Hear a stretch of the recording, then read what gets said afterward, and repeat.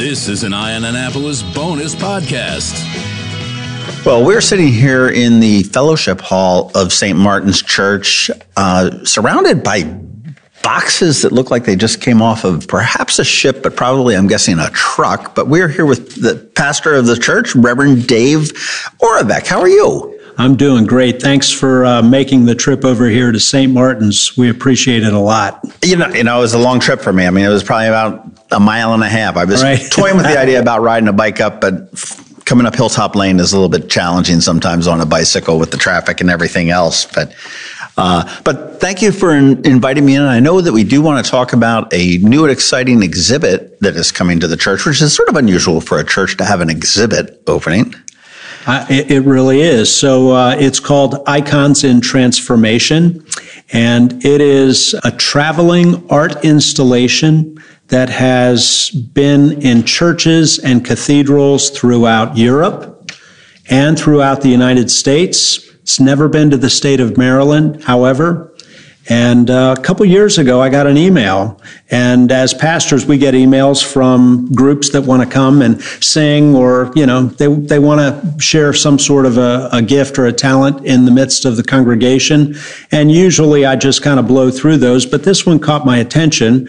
And I'm not sure where Mila and Jan got my name, but it was addressed to me. And so I took a look, and it was this traveling art installation called Icons in Transformation.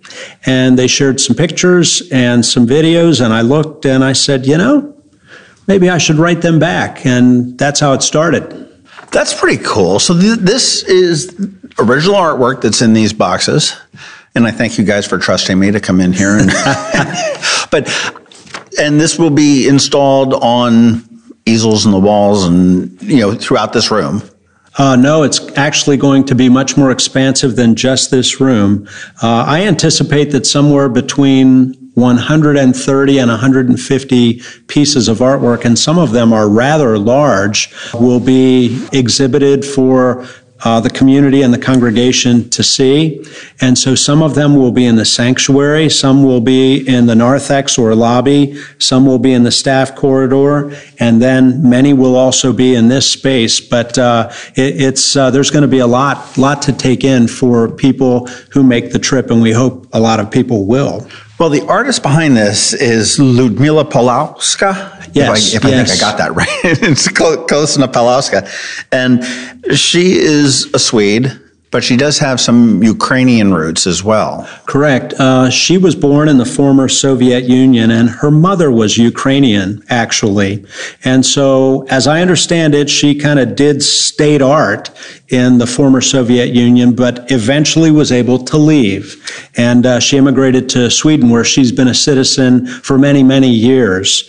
And when her mom finally was able to leave the former Soviet Union and come to see her, apparently that was a complicated process, but her mom died not too long after that. And deep in grief, she worked some of that out artistically, but she found that her inspiration for much of her artwork came from traditional iconography. So by spending time with the icons, then that led to her artistic expressions, and that has just continued forward since that time. And her work is abstract, but I find it to be very powerful. What is the connection between her work? I mean, is it necessarily faith-focused? Or, I mean, what is the connection between the church and her work, other than you've got a space for it and it resonates with you and it resonates with your congregation? Yeah, she feels that her artwork, it's appropriate because she hopes to take the viewer into the spiritual dimension, to think about the things of the Almighty. And some of it has to do with, for example, you know, her perception of the face of Christ, for example. So she feels that the appropriate place for this to be viewed would be in a church or a cathedral rather than a gallery. And that's why it's traveled for the last 20 years in churches and cathedrals. Interesting. So now, is there a cost to this? I mean, obviously you guys are bearing some costs, I'm sure, for shipping and stuff like this, but I mean, is there a charge to bring an exhibit, traveling exhibit to location? Well, the way that it works is, there are some shipping costs, things like that, but then all the other costs that are associated with this in terms of, getting the equipment to move it off the truck, sure, and scissor lifts, and that's all on you. It's all on us. Sure. Yeah, correct. And, St. Martin's is a wonderfully generous congregation. So we have some people who are inclined to the arts. And so it was a matter of really just making a few phone calls, and that question was answered. So the outpouring of love and generosity in that respect came together rather quickly. And the next step, of course, is to get all the volunteer power that you need to make something like this happen. And I'm sure it's going to take, at the end of the day, at least 100 people who are volunteering to move these heavy crates. And I don't know if this is true or not, but I heard that we moved 17,000 pounds of artwork off the semi.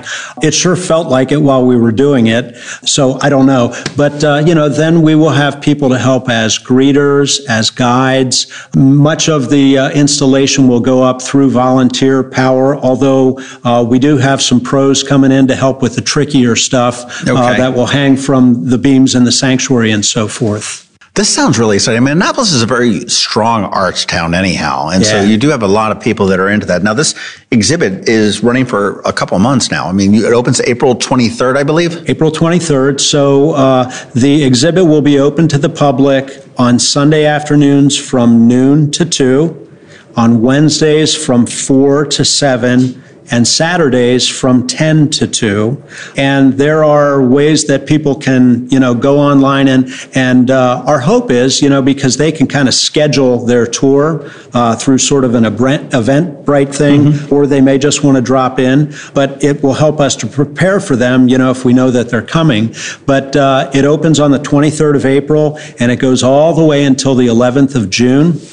And we were rather intentional about that, because when Mila and Jan contacted us, we said, man, Annapolis is always a great town, but there's something special that happens in the spring with May Day, with Commissioning Week, with all of that. And so I'm excited that we have yet another gift in the midst of all that's happening around here for the community and for people who come from beyond our community to say, hey, I want to go and check this thing out.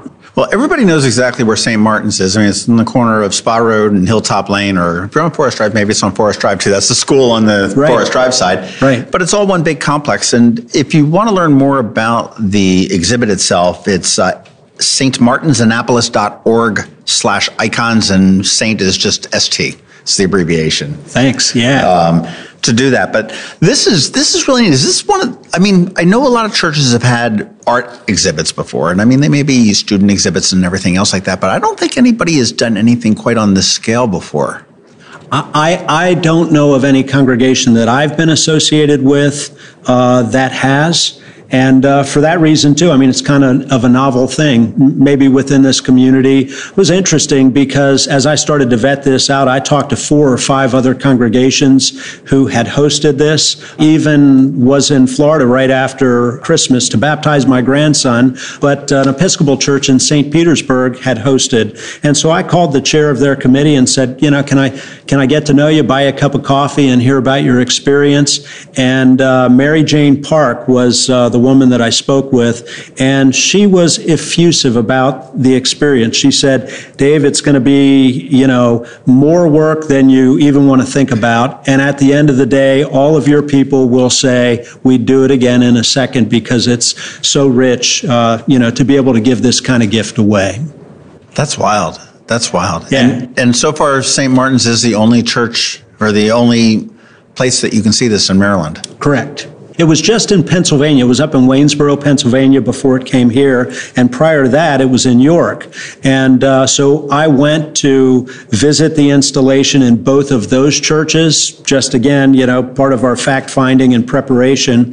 And it's one thing to see the art on the internet, and it's interesting and all that kind of stuff, but when you're right in front of it it. I find it to be, layered. Her use of color is extraordinary. And I think that it stops you in your tracks and it makes you slow down and just look. And the more that I found myself looking at what she did with the colors, with the textures and so forth, I kept seeing new things. So for that reason, selfishly, I'm really excited that it's going to be here for 7 weeks because I'm going to know each piece really well by the end of the day. Pastor Dave's going to be coming in on the off days, just diving deep into it. As I look around at these boxes, there's got to be 40 of them that are around here. So, I do see that as large artwork. This seems like a very immersive experience. It's not just stand back from the wall with your, and scratch your chin and go, it seems like this is probably similar to the Van Gogh experience that you saw in DC or around the country, where you're actually being brought into the world of the artist. Yeah, I certainly hope so. And I think that, there is an interaction potentially that takes place when one slows down. And, one of the other hopes that I have for this is we're living in such complicated times. Nah. I know, really. On so many levels. Coming out of the pandemic and the geopolitical stuff. And it goes on and on and on. And, I think that art can be a place where healing and conversation start to happen. And I do think that part of the invitation of this particular artwork might be to invite people to think in terms of the plane of spirituality and God and love. Some of it, I think, invites the viewer to, think about human suffering, but then maybe to ask the question to say, where is God in the midst of our need and our suffering? So I think that you go pretty deep with this if you take the time to do it. Well, I think it's great that you're bringing this to the benefit of Ukraine. There's plenty of reasons that we should, just from a basic humanitarian level. And then obviously the artist has roots in Ukraine, both with, herself, and I think both of her parents were involved there. And you had mentioned that her mother had died, and that played a big role in this artwork and this exhibition that's going to be here. Yes, as Ludmila settled in Sweden, she and Jan were there. As you can imagine, getting out of the Soviet Union to go and visit was an extraordinarily complicated process. And when that finally happened, shortly after her arrival, her mom had a stroke and died. Different people work out their grief different ways, but Mila, who was a child prodigy as an artist in the former Soviet Union, picked up her paintbrush and she started working this out on canvas in ways that I think are quite extraordinary. Some of the themes that she captures are light and love and time and spirituality, and you can dial some of those all the way back to that experience. And then I think that you can also juxtapose over top of that some of the other, traumatic places like the war in Ukraine right now that are taking place. So there's a depth of spirituality about what she does.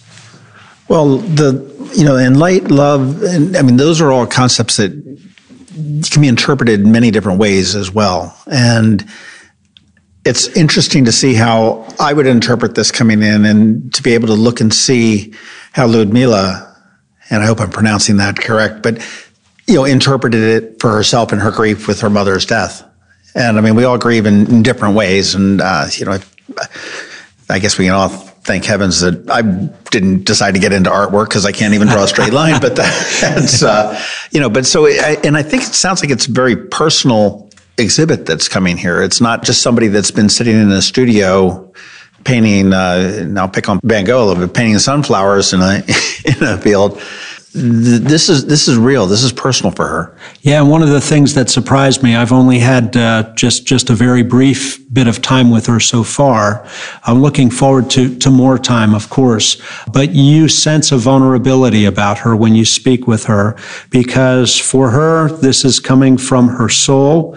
She's putting it on canvas or wood or whatever medium, and she's offering it up as a gift so that others might have their own experience with what she's created. But as I understand it, she almost thinks of each one of these pieces that she does as a birthing process in and of itself. So it's a very special kind of a gift that we'll receive.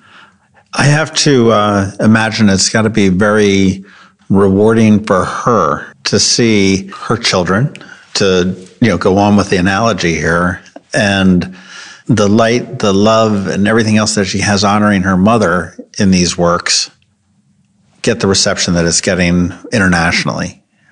I would have to agree. I'm sure that is, and I think that her hope is that as people come to see these works, is that simply they bring an openness. Everybody has different thoughts about artwork, and her artwork it's abstract. I think that it's quite beautiful, as I said before, but I believe that her hope is that you simply come with an open heart, open eyes, open mind, and you experience it and then see what happens. Art in general, and whether that be, we just got done with the Annapolis Film Festival. We've got, the symphony with the music. We've got the ballet with the dance and the opera with the music and everything else. And certainly any of the visual arts that we've got tend to really cross across all boundaries. We're all sharing a common experience, which is something that quite frankly, we need more of, to be able to, get in that middle and have that conversation. Yeah. I was thinking about this the other day. Many years ago, I went to a gathering it happened to be for Lutheran pastors, but there was a professor from Drew Theological Seminary up in New Jersey, and his name is Leonard Sweet, and he's kind of a futurist sort of a guy, really a genius. But back then, maybe in the mid-'90s, he was talking about how we had all grown up and basically lived in a bell curve world, where you had kind of a big middle class and, where you had mainframe computers and you only had 5 or 6 network TV stations and all that kind of stuff. But he told us, he said, you mark my words. He said, what's about to happen is the bell is about to flip. And we're going to be living in a well-curved world. And, if you want to talk networks, you can talk whatever, MSNBC, Fox, all that kind of. It's so funny that you say that, because I have said this to my kids and to my girlfriend and to everybody. I said, we have no, from a political standpoint anyhow, there used to be like the middle of the roads. Right.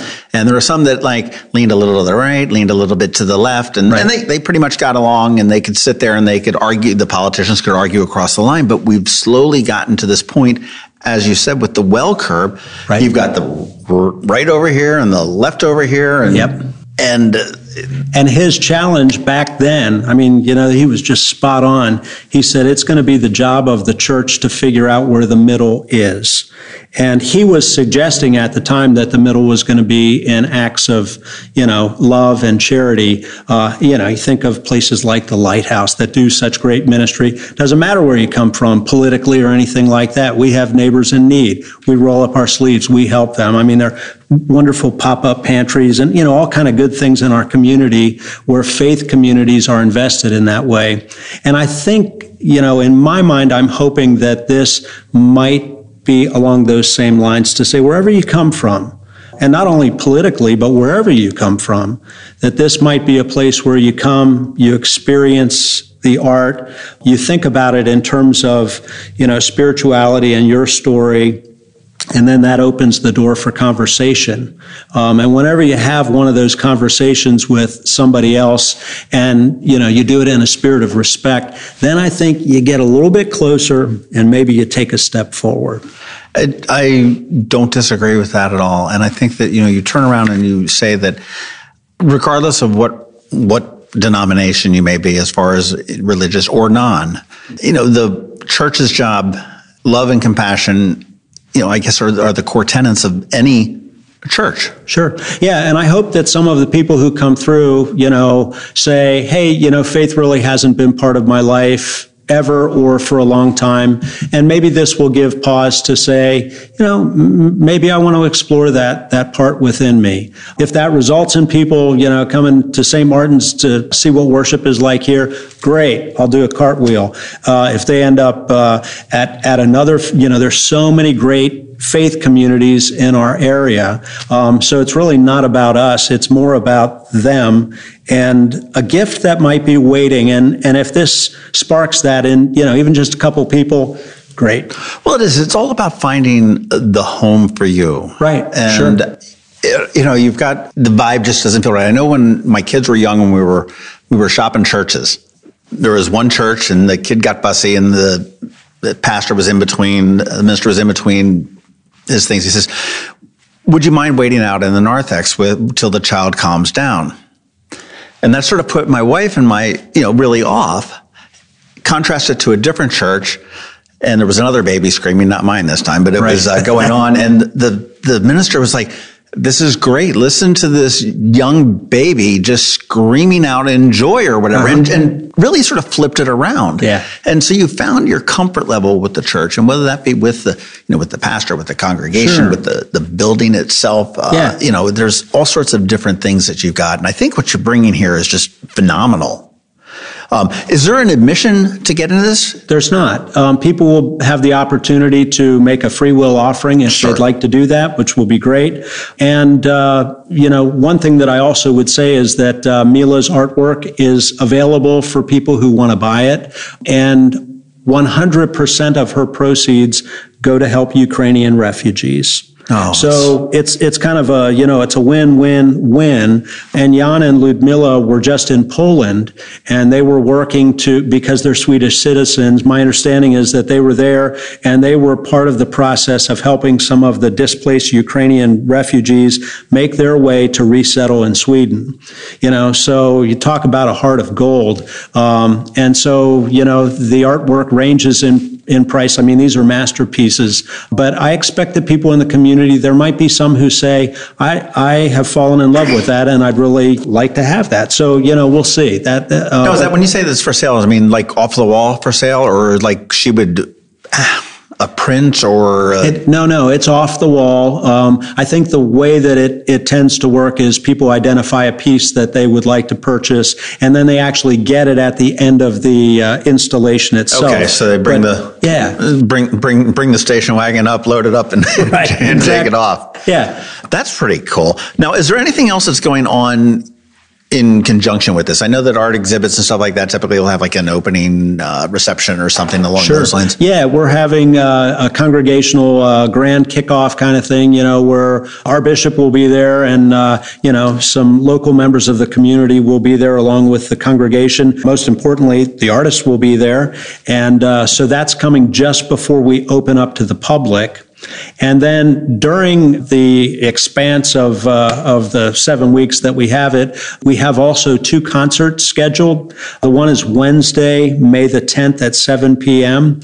And Tom Kiesecker will be here. And he is a Christian musician who, I think the best way for me to describe it, it's sort of like George Winston pulled out a hymnal and did kind of interpretations of, he's so great. We've had Tom here before and we love Tom, and he's a poet and he is just a brilliant musician. So I hope everybody comes just to be blessed by Tom. And then on Sunday, May 21st, right at the beginning of commissioning week at 3 p.m., Monty Maxwell from the Naval Academy will be on our organ bench to present a special concert then. And with both of these things, we want people to come for the music and stay for the visual arts as well. So that's another on-ramp wherein we hope people will just come. We also hope that schools, community organizations, churches will set up times for special tours should they so desire.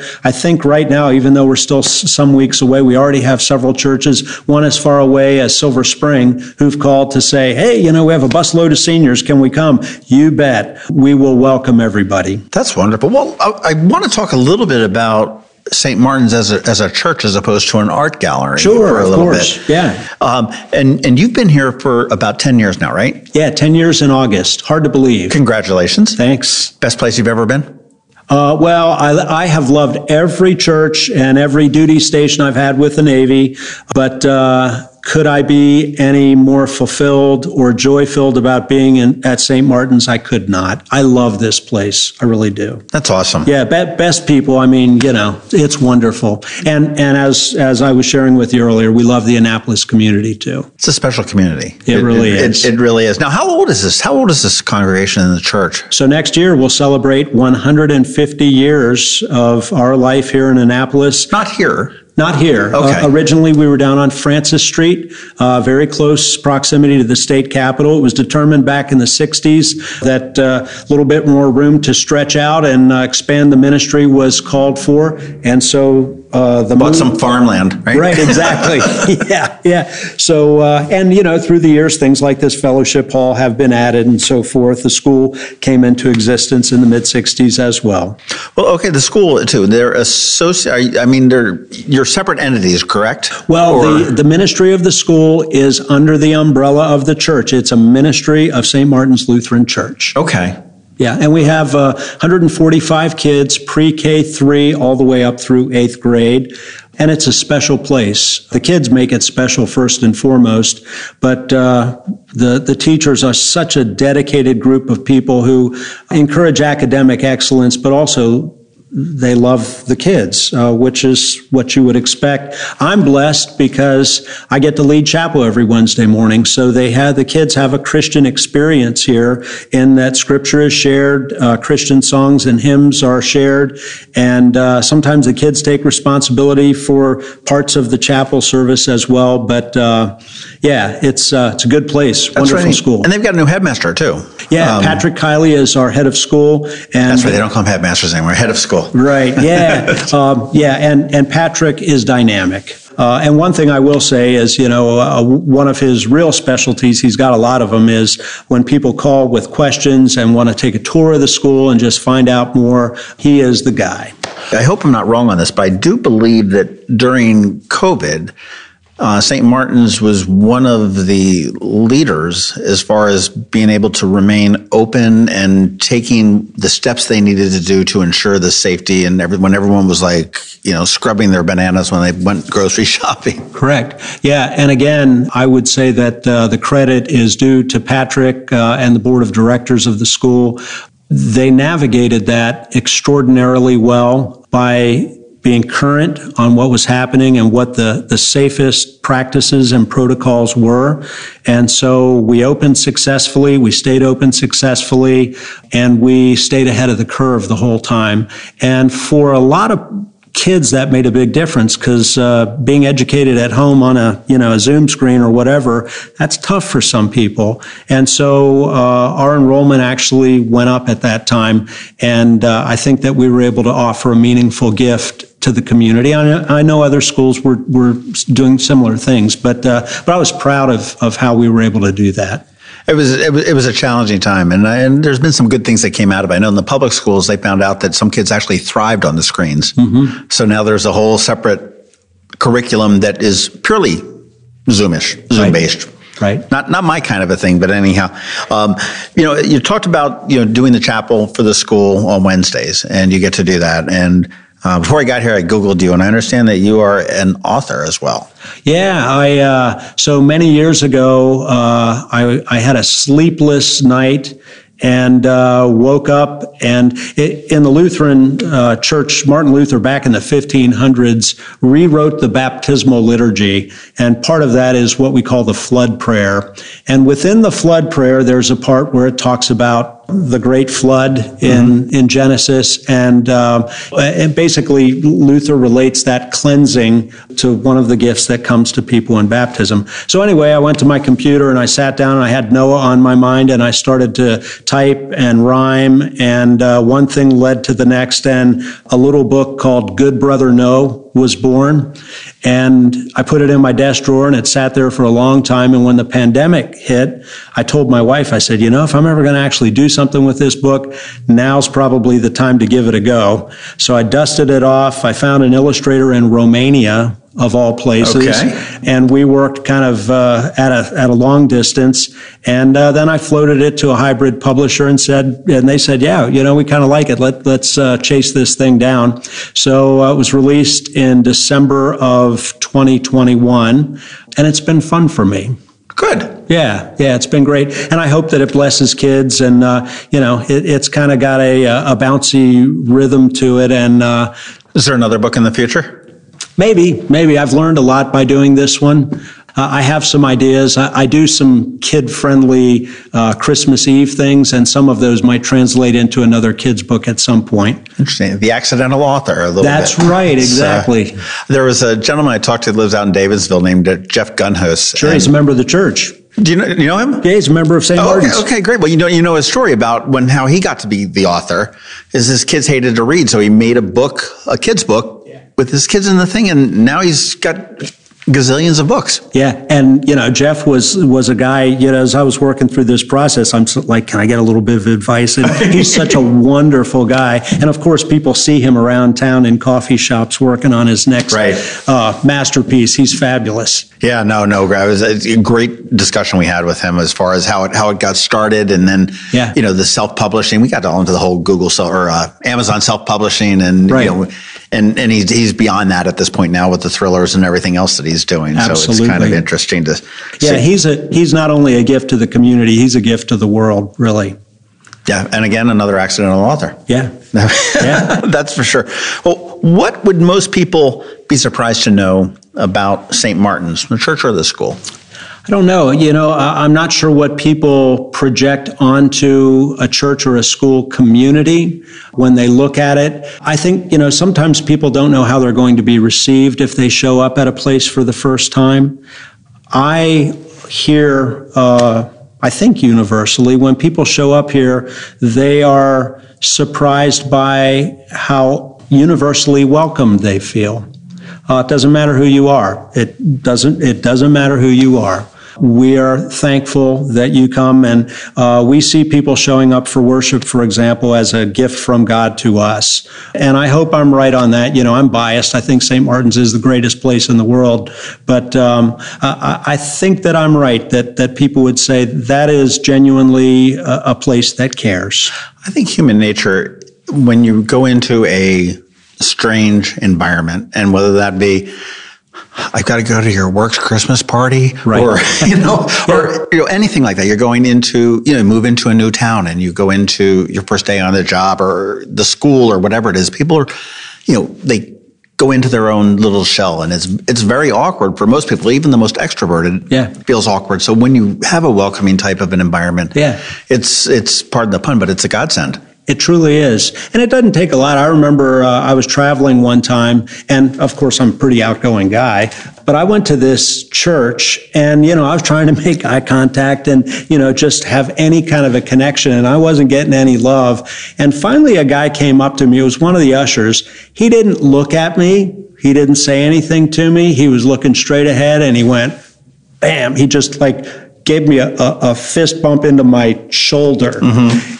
And that's all I needed. I was like, all right, somebody noticed. No. Here at St. Martin's, I think we do a lot more than that. People will say, hey, we're glad you came. What's your name? What's your story? All that kind of stuff. We hope you come back. And I always tell people, if you come back and St. Martin's works for you, wonderful. If not, I know a lot of other really good churches in the community, and let's find the place where the Holy Spirit wants you to go. And I mean that when I talk to people about that. Sure, makes sense. Well, come and visit the exhibition. It is Icons in Transformation. It opens April 23rd through June 11th here at St. Martin's Church, right at the corner of Spa and Hilltop, or Spa and Forest Drive. It's right around there. And you can get more information at stmartinsannapolis.org. And you can put a /icons on the back of that to go right to the exhibition information. But learn a little bit more about the church and some of the churches and the places of worship that we have here. Come visit, come worship. Come meet the people, come visit and get educated, come visit and get immersed in some wonderful artwork that's going to be here. And I thank you so much for your time today, Pastor Dave. And again, we're here with Pastor Dave Oravec, who is there's a word like a septuagenarian, but the decadarian pastor. Been here for 10 years. That's right. Been here for 10 years leading St. Martin's Church. And thank you so much. And thank you for bringing this to us. I think this is going to be a huge success. I'm looking forward to coming in on, I don't know whether it'll be the 23rd, but definitely through those several weeks that it's here. And I'm looking forward to seeing what's in these boxes that are all surrounding us. But thank you so much. Thank you very much. I really appreciate this. This has been a bonus podcast from Ion Annapolis.